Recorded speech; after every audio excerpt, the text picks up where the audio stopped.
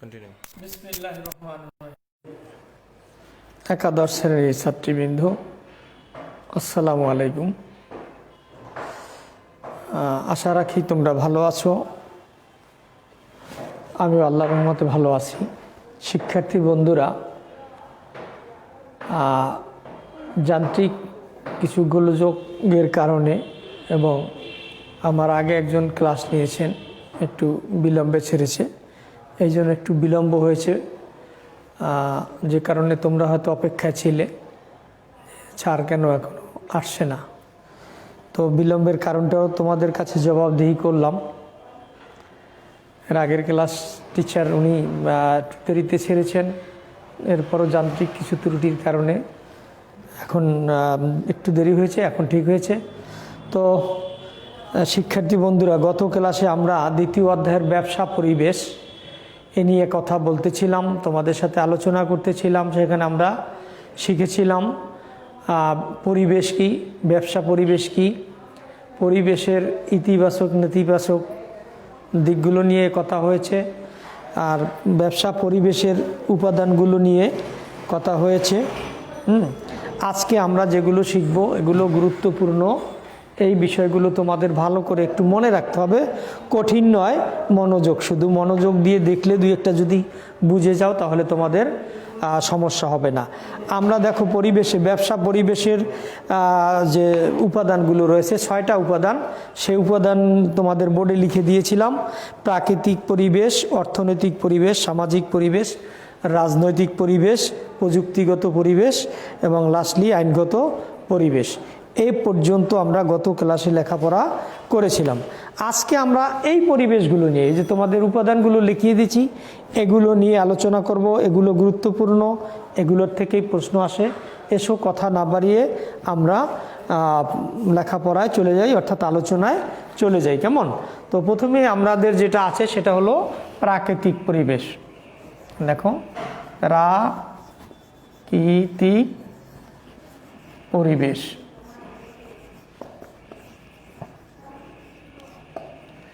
প্রাকৃতিক পরিবেশ এটা এবং এর উপাদানগুলো আমরা একটু লিখে নেই।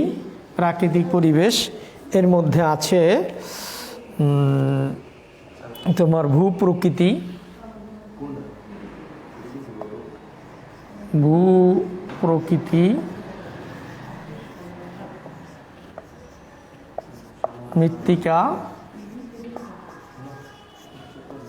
মৃত্তিকা, সাগর নদ নদী, সাগর ও নদ নদী, 4 সাগর নদ নদী, জলবায়ু,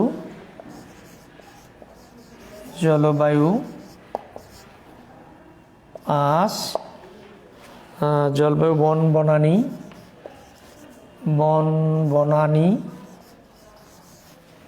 6 প্রাকৃতিক সম্পদ,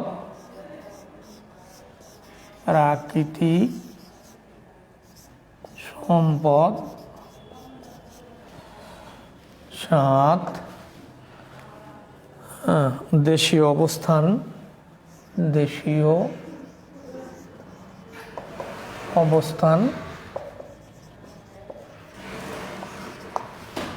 অবস্থান, দেশের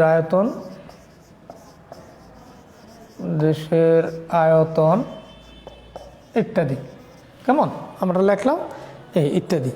এখন এইটা কি, কাকে বলে, এর ব্যাখ্যা, এরপরে তোমার এর ব্যবসায় কিভাবে প্রভাব পড়ে, এভাবে শিখতে হবে।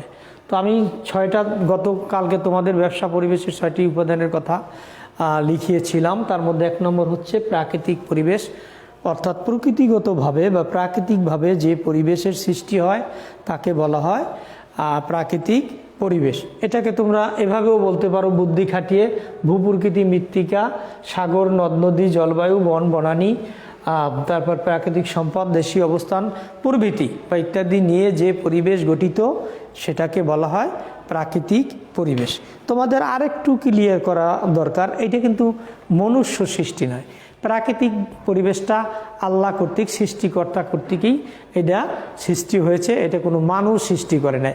একটু উদাহরণ দিলে বা একটু ব্যাখ্যা দিলে তোমরা বুঝতে পারবা। যেমন ভূপ্রকৃতি মানে কোথাও দেখবা সমতল, কোথাও পাহাড় পর্বত, নদ নদী, খাল বিল, এগুলো কিন্তু মানুষ সৃষ্টি করে না, এটা আল্লাহর তরফ থেকে আল্লাহ সৃষ্টি করে দিয়েছেন। এখানে আমি যেগুলো উদাহরণ লিখছি একটাও কিন্তু কোনো মানুষের সৃষ্টি না, এগুলি হলো প্রাকৃতিক। তুমি একটু ভালো করে যদি পড়ো, বুঝতে পারো, তাহলে ভুলবে না। কেমন? অর্থাৎ প্রকৃতি প্রদত্ত বা আল্লাহ প্রদত্ত, সৃষ্টিকর্তা প্রদত্ত যে পরিবেশ, সেটাকেই বলা হয় প্রাকৃতিক পরিবেশ।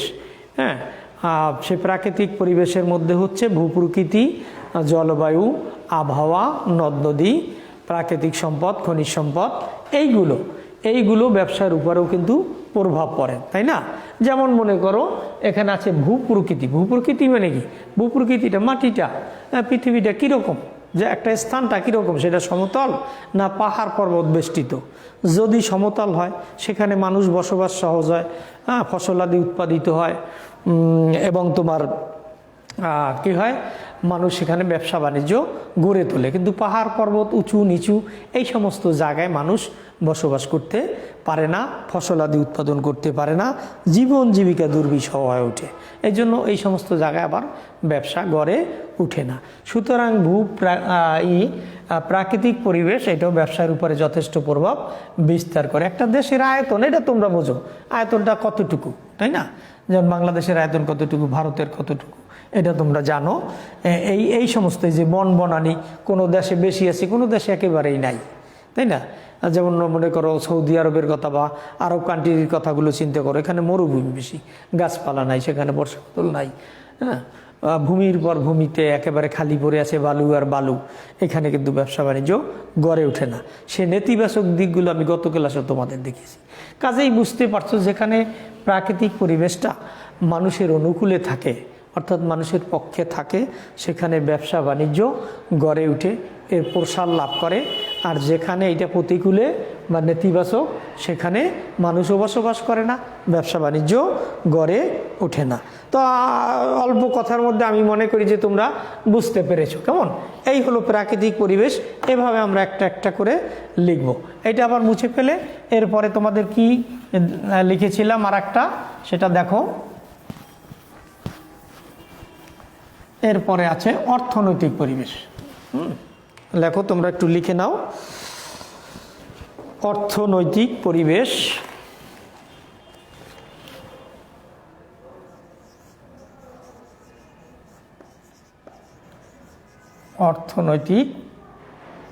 অর্থনৈতিক পরিবেশ কেমন? এই পরিবেশের উপাদানগুলো আমরা একটু লিখি।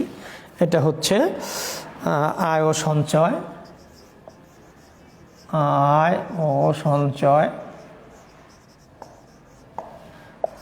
নম্বরে লেখো চাহিদা ও ভোগ। 3 বাজার। 4 মূলধন ও বিনিয়োগ, মূলধন ও বিনিয়োগ। মূলধন বিনিয়োগ। 5 অর্থ ঋণ ব্যবস্থা, অর্থ ও ঋণ ব্যবস্থা। 6 শুল্ক ও কর।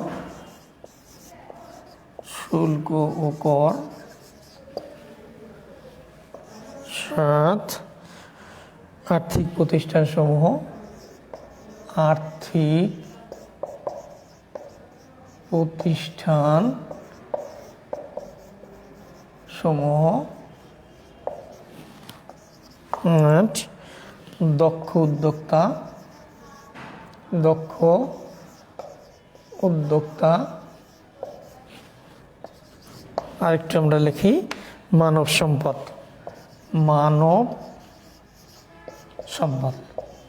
ইত্যাদি। কেমন?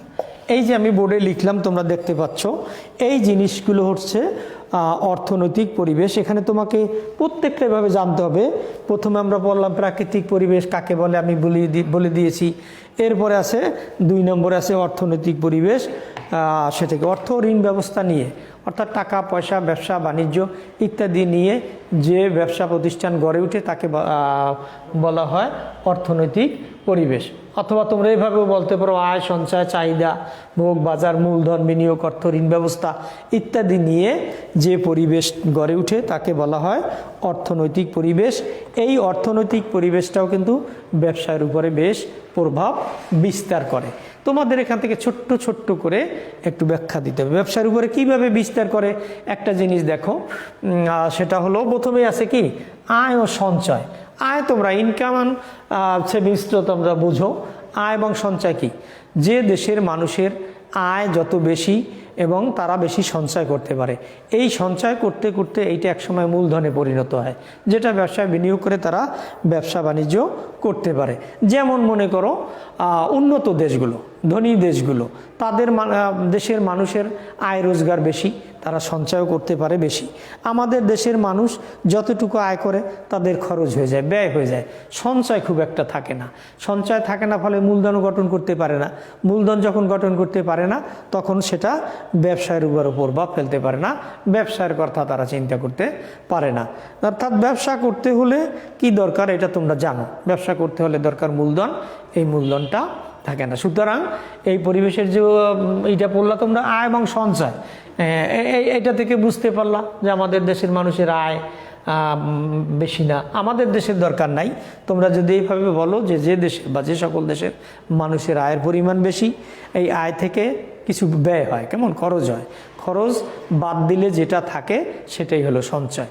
এইভাবে মানুষ অল্প অল্প করে সঞ্চয় করতে থাকলে তখন কি হয়, তার একটা মূলধন তৈরি হয়, আর এই মূলধনটাই সে ব্যবসায় বিনিয়োগ করতে পারে। ফলে এটা ব্যবসায় কী হয়, ব্যবসাকে প্রভাবিত করে, তার নিজের কর্মসংস্থান হয়, পাশাপাশি অন্যের কর্মসংস্থান হয়। এইভাবেই সবগুলো চাহিদা এবং ভোগ, মানুষের ব্যবসার আর একটা উপাদান হলো চাহিদা এবং ভোগের উপরও। একটা দেশের মানুষের এক এক রকমের চাহিদা, এই জন্য তোমরা দেখবা প্রতিটি ব্যবসা প্রতিষ্ঠানে বিভিন্ন ধরনের পণ্য দ্রব্য রাখতে হয়। হ্যাঁ, বিভিন্ন মানুষের বিভিন্ন ধরনের বিভিন্ন রুচির পণ্যদ্রব্য, এই পণ্যদ্রব্যগুলো মানুষের চাহিদা এবং তাদের রুচি, তাদের ভোগ, কী কী যে দ্রব্য তারা ভোগ করে, অর্থাৎ রুচিটা কী রকমের, এইটা অনুযায়ী পণ্যদ্রব্য কি করা হয়, সংগ্রহ করা হয়, যেটাও ব্যবসার উপরে প্রভাব বিস্তার করে। আর একটা হচ্ছে বাজার, উৎপাদিত পণ্যদ্রব্য উৎপাদন করলেই তো হয় না, এই পণ্যদ্রব্যগুলো স্থানীয় বাজারে বিক্রি করতে হবে। এই বাজারটা যত নৈকট্য হবে, বাজার ব্যবস্থাটা যত ভালো হবে, তত মানুষ শিল্পে পণ্যদ্রব্য উৎপাদন করবে। এইভাবে কয়েকটা কথা মনে রাখলেই চলবে। এরপরে আছে তোমার মূলধন এবং বিনিয়োগ। মূলধন থাকলেই হবে না, বিনিয়োগ করতে হবে। মূলধনও থাকতে হবে, অ্যাট দ্য সেম টাইম সেটাকে বিনিয়োগ করতে হবে। যখনই বিনিয়োগ করবা, বিনিয়োগ করার একটা সহজ মাধ্যম হচ্ছে ব্যবসা। এই ব্যবসাতে মানুষ বিনিয়োগ করে। তো এখান থেকে তোমাদের এইভাবেও প্রশ্ন আসতে পারে, যেমন মনে করো মানব সম্পদ কোন পরিবেশের উপাদান, ব্যাখ্যা করো। মানব সম্পদ অর্থনৈতিক পরিবেশের উপাদান, বাস। এরপরে তুমি এটার ব্যাখ্যা দিবা, মানে অর্থনৈতিক পরিবেশের ব্যাখ্যা দিবা। আর্থিক প্রতিষ্ঠান বলতে আমরা কি বুঝি, এইখানে একটা আছে, একটু কষ্ট হচ্ছে তাই না, যে আর্থিক প্রতিষ্ঠানটা বললাম, অর্থাৎ ব্যাংক, বিমা, অর্থাৎ যেই সমস্ত প্রতিষ্ঠান অর্থ বা টাকা পয়সা সংক্রান্ত এই সমস্ত উপকরণ উপাদান নিয়ে পরিচালিত হয়, সেটাকে বলা হয় আর্থিক প্রতিষ্ঠান। যেমন Sonali bank, Rupali bank, Dutch Bangla bank, mercantile bank, হ্যাঁ, ওয়ান ব্যাংক, ইসলামী ব্যাংক, এরকম নানা ধরনের ব্যাংক প্রচলিত আছে, কম বেশি তোমরা এগুলো জানো। কেমন, এইগুলোকে বলা হয় আর্থিক প্রতিষ্ঠান। এখানে এই সমস্ত আর্থিক প্রতিষ্ঠানে পণ্যদ্রব্যের কিন্তু বেচা কিনা হয় না। এই প্রতিষ্ঠানগুলো কি হয়, মানুষদেরকে টাকা পয়সা ধার দেয়। হ্যাঁ, আর্থিক প্রতিষ্ঠান, এটা আমরা একটা পয়েন্ট কোথাও লিখেছি, আর্থিক প্রতিষ্ঠান সময় দক্ষ মানব, এই যে অর্থ ঋণ ব্যবস্থা, এই আর্থিক প্রতিষ্ঠানটা 5 নম্বরে দেখো, অর্থ ঋণ ব্যবস্থা। অর্থাৎ আর্থিক প্রতিষ্ঠানগুলো যাদের টাকা পয়সা নাই, তাদের যোগ্যতা আছে, তাদের দক্ষতা আছে, তারা কি করতে পারে, ব্যবসা বাণিজ্য করতে পারে। সুতরাং এই সমস্ত বিষয়গুলো, উপাদানগুলো ব্যবসার উপরে যথেষ্ট প্রভাব বিস্তার করে। শিক্ষার্থী বন্ধুরা, আমাকে একটু দূরে তাকাইতে হবে, না হয়তো পারা যাবে না। কেমন, এই হলো অর্থনৈতিক পরিবেশ। এই অর্থনৈতিক পরিবেশের উপাদানগুলো আমি মোটামুটি তোমাদের সামনে তুলে ধরলাম। এই যে আছে আয় ও সঞ্চয় কোন পরিবেশের, এই যে তোমাদের গতকালকে আমি 6টা লিখেছি, আজকেও 2টা লিখলাম, প্রাকৃতিক আর একটা হচ্ছে অর্থনীতি নদ নদী কোন পরিবেশের উপাদান? প্রাকৃতিক পরিবেশের উপাদান। একটু খেয়াল রাখলে তোমরা পারবা। এখানে এই যতগুলো উপাদান লিখলাম আমি 8-9টা পয়েন্ট লিখলাম, এর যে কোনো একটা দেখ না কেন, এইটা শুধু অর্থনৈতিক পরিবেশের উপাদান। অর্থ ঋণ ব্যবস্থা কোন পরিবেশের উপাদান? অর্থনৈতিক পরিবেশের উপাদান। ব্যাখ্যা করো অর্থনৈতিক পরিবেশ কি, আর এইটা তোমার বুঝিয়ে দিতে হবে। যদি তুমি বুঝতে পারো, ব্যাখ্যা কিন্তু একেবারেই কঠিন না, ঠিক আছে? আচ্ছা, তাহলে এটা আমি মুছে ফেলি।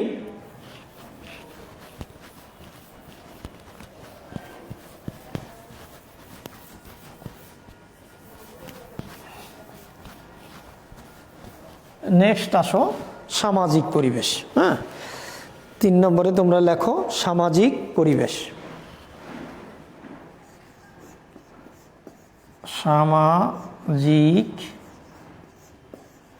সামাজিক পরিবেশ। এই সামাজিক পরিবেশের উপাদানগুলো দেখো। সামাজিক পরিবেশের উপাদানগুলো হলো জনসংখ্যা,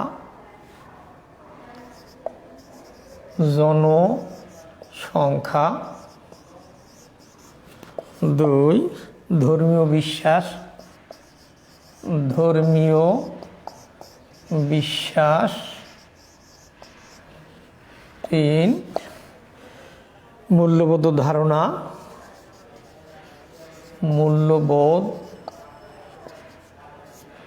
ও ধারণা, 4 আচার আচরণ,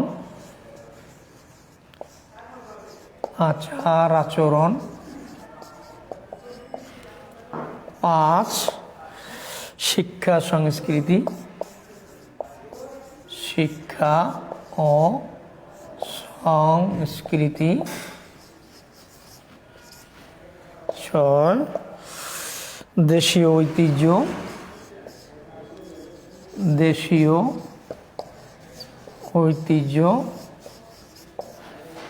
7 দেশের সুনাম,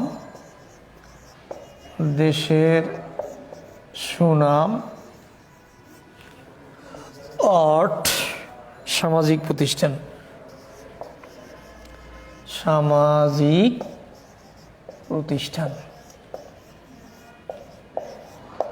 কি শিখতে হবে আমাদের এখান থেকে? ইত্যাদি। কেমন? এখান থেকে আমাদের কি শিখতে হবে দেখো, আমি একটু ধারণা দিয়ে দিই তোমাদেরকে। সামাজিক প্রতিষ্ঠান, সামাজিক পরিবেশ, অর্থাৎ সামাজিক পরিবেশ গঠিত হয় মানুষ নিয়ে। মানুষ যেখানে বসবাস করে, বসবাস স্থান নিয়ে মানুষের যে পরিবেশটা আছে সে পরিবেশ নিয়ে সামাজিক প্রতিষ্ঠান গঠিত পরিচালিত হয়।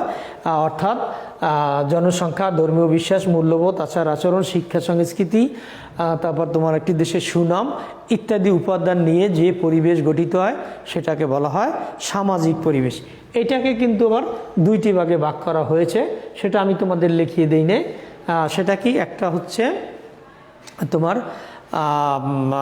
ধর্মীয় বিশ্বাস, আর একটা হচ্ছে আর একটা একটু আমি ভুলে গেছি।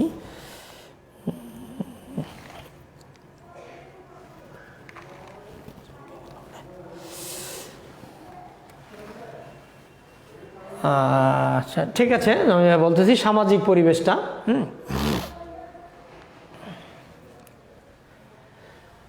সামাজিক পরিবেশ যে পরিবেশ জনসংখ্যা, ধর্মীয় বিশ্বাস, মূল্যবোধ ও ধারণা, আচার আচরণ, শিক্ষা সংস্কৃতি, দেশীয় ঐতিহ্য, দেশের সুনাম প্রভৃতি বা ইত্যাদি নিয়ে গঠিত হয়, সেটাকে বলা হয় কি? সামাজিক পরিবেশ। এই সামাজিক পরিবেশ কি পরীক্ষায় প্রশ্ন থাকে তো তোমরা লিখতে পারবা, বুঝতে পারছো। আর এখান থেকে যদি একটা দিয়ে দেয়, যেমন মনে করো সামাজিক প্রতিষ্ঠান, এই সামাজিক প্রতিষ্ঠানটা কি? সামাজিক প্রতিষ্ঠান বলতে স্কুল, কলেজ, মসজিদ, মন্দির, হ্যাঁ, এইগুলো হচ্ছে সামাজিক প্রতিষ্ঠান। এই সামাজিক প্রতিষ্ঠান তোমার এরকম একটা তুলে ধরলো, এটা কোন পরিবেশের অন্তর্ভুক্ত?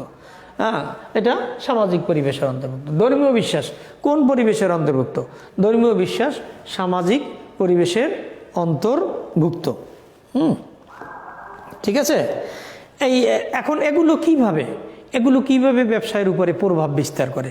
এর প্রত্যেকটাই কিন্তু ব্যবসায়ের উপরে প্রভাব বিস্তার করে। এই যে উপাদানগুলো আমরা লিখলাম, আমি দুই একটা তোমাদেরকে বলি। যেমন মনে করো জনসংখ্যা একটা দেশের অর্থনীতির উপরে, ব্যবসা বাণিজ্যের উপরে প্রভাব বিস্তার করে। যেমন মনে করো যে দেশের জনসংখ্যা দক্ষ, শিক্ষিত, সেই সকল দেশের মানুষ ব্যবসায় পারদর্শী। তাহলে জনসংখ্যা আবার বেশি, সেখানেও ব্যবসা বাণিজ্য। ঢাকার দেখবা নাচে কানাচে, রুটে ঘাটে কত দোকানপাট, এর জন্য আমরা অনেক সময় হাঁটা চলা করতেও কষ্ট হয়।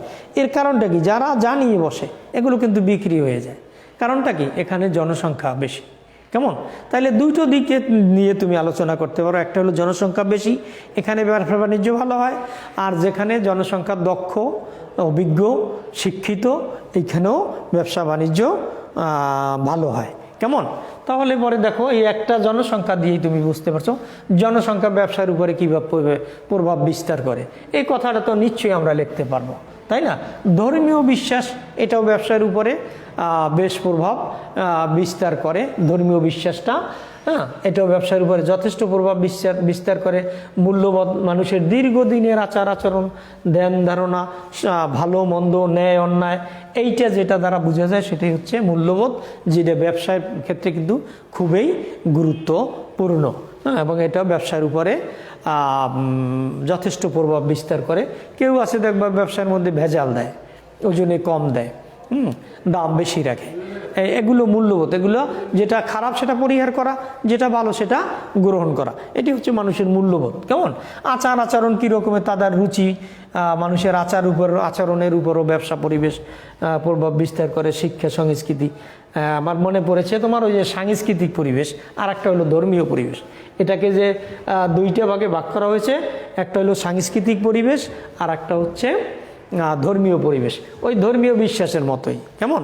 এগুলো ব্যবসার উপরে যথেষ্ট প্রভাব বিস্তার করে। দেশের সুনামের উপরে ব্যবসা বাণিজ্য, যেমন সুনামটা কি?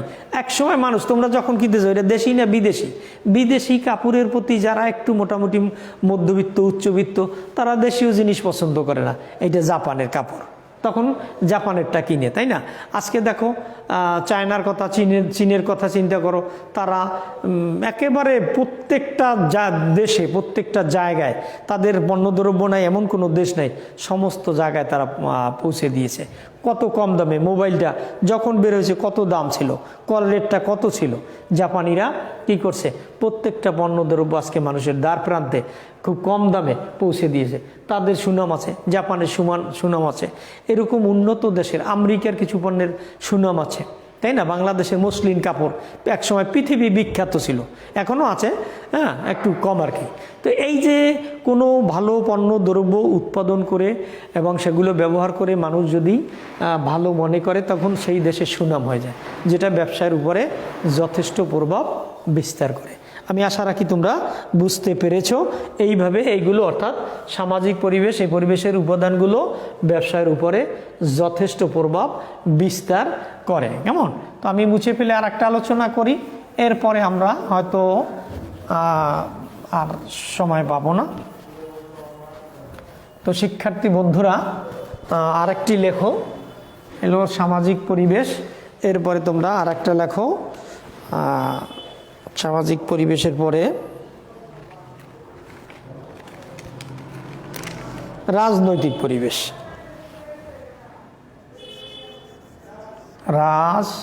রাজনৈতিক পরিবেশ অত্যন্ত গুরুত্বপূর্ণ একটা উপাদান। ব্যবসার একটা গুরুত্বপূর্ণ উপাদান হচ্ছে রাজনৈতিক পরিবেশ। এর উপাদানগুলো হচ্ছে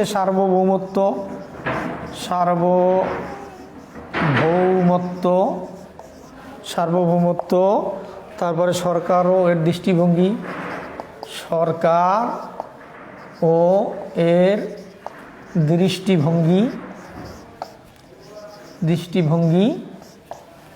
তারপরে আছে তোমার রাজনৈতিক দল ও প্রতিষ্ঠানসমূহ, রাজনৈতিক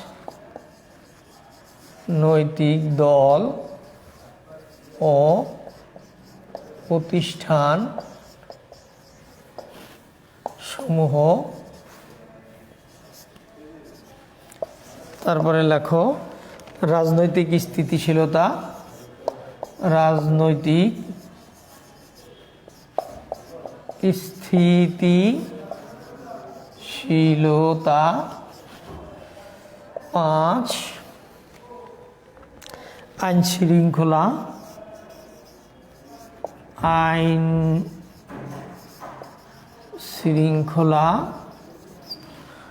শৃঙ্খলা পরিস্থিতি,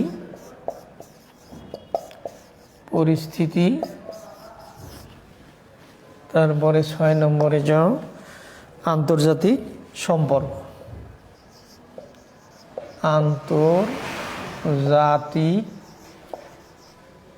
আন্তর্জাতিক সম্পর্ক।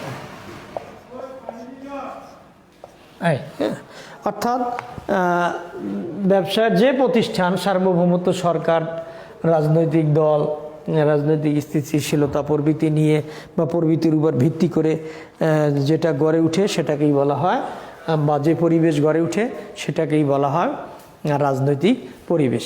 আর ব্যবসাটাও রাজনৈতিক পরিবেশের উপরে যথেষ্ট প্রভাব বিস্তার করে। খুবই সহজ ব্যাপার, তোমরা একটুখানি দৃষ্টি দিলে একটু বুঝতে পারলেই এখান থেকে তোমরা বলতে পারবা, লিখতে পারবা। সার্বভৌমত্ব, একটা দেশের আইন কানুন এবং সরকার ও দৃষ্টিভঙ্গি। ব্যবসার উপরে সরকারের দৃষ্টিভঙ্গিটা কি? দৃষ্টিভঙ্গিটা 2 ধরনের হতে পারে। একটা তোমার ইতিবাচক, নেতিবাচক। সরকার যদি ইতিবাচক ভূমিকা রাখে সে দেশের ব্যবসা বাণিজ্য ভালো হয়, আর সরকার যদি নেতিবাচক হয় তাহলে সেই ক্ষেত্রে ব্যবসা বাণিজ্য কখনোই সুন্দর হতে পারে না, ভালো হতে পারে না। রাজনৈতিক দল ও প্রতিষ্ঠান এটা ব্যবসা বাণিজ্যের একটা উপাদান, রাজনৈতিক দলের উপরও নির্ভর করে। হ্যাঁ, যেমন বিরোধী দলগুলো যদি ঘন ঘন হরতাল দেয়, আন্দোলন করে, সেটা ব্যবসার জন্য যথেষ্ট ক্ষতির কারণ হয়ে দাঁড়ায়। রাজনৈতিক স্থিতিশীলতা, একটি দেশের রাজনৈতিক স্থিতিশীলতার উপরও ব্যবসার প্রভাব পড়ে। যেমন মনে করো যে সরকার আজ আছে কাল নাই, এরকম যদি পরিবেশ হয় সেটা ব্যবসার উপরে নির্ভর করে। আর একটা দেশের রাজনৈতিক যত দীর্ঘদিন, একটি দল যত দীর্ঘদিন স্থায়ী করবে বা স্থিতিশীল হবে, তত বেশি বেশি তারা উন্নয়নমূলক প্রকল্প বাস্তবায়ন করতে পারবে, উন্নতি করতে পারবে, দেশ এগিয়ে যাবে। কিন্তু রাজনৈতিক অস্থিতিশীলতা যদি থাকে তাহলে সেটা দেশ উন্নয়ন হয় না এবং ব্যবসার উপরে যথেষ্ট প্রভাব বিস্তার করে। ঠিক অনুরূপভাবে আইন শৃঙ্খলা পরিস্থিতি যদি ভালো থাকে ব্যবসার উপরে প্রভাব পড়ে। যদি আইন শৃঙ্খলা পরিস্থিতি খারাপ থাকে, হ্যাঁ, দেশের জনগণ উগ্র হয়, মারামারি কাটাকাটি এই ধরনের লেগেই থাকে, চাঁদাবাজি, হ্যাঁ, এই ধরনের লেগেই থাকে, তারপরে চুরি ডাকাতি, এই সমস্ত যদি লেগেই থাকে তাহলে সেখানে ব্যবসা বাণিজ্য ভালো হতে পারে না। হ্যাঁ, আরেকটি হচ্ছে আন্তর্জাতিক সম্পর্ক। ব্যবসা বর্তমান যুগে শুধু অভ্যন্তরীণই নয়, এটা ছড়িয়ে পড়েছে দেশ থেকে দেশান্তরে, অর্থাৎ বৈদেশিক বাণিজ্য। এই এক একটা দেশের সাথে, বিদেশের সাথে যখন রাজনৈতিক স্থিতিশীলতা থাকে, যখন বিদেশের সাথে ভালো সম্পর্ক থাকে, তখন তারা কী করে? দেশে বিনিয়োগ করে।